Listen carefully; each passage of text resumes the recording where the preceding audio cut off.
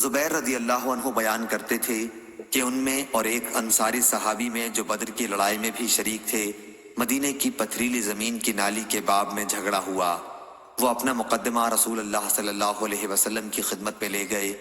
دونوں حضرات اس نالے سے اپنے باغ سیراب کیا کرتے تھے۔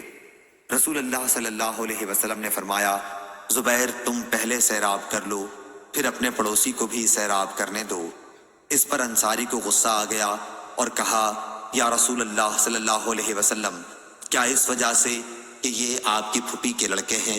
اس پر رسول اللہ صلی اللہ علیہ وسلم کے چہرے کا رنگ بدل گیا اور آپ نے فرمایا، اے زبیر تم سیراب کرو اور پانی کو اپنے باغ میں اتنی دیر تک آنے دو کہ دیوار تک چڑھ جائے۔ اس مرتبہ رسول اللہ صلی اللہ علیہ وسلم نے زبیر رضی اللہ عنہ کو ان کا پورا حق عطا فرمایا۔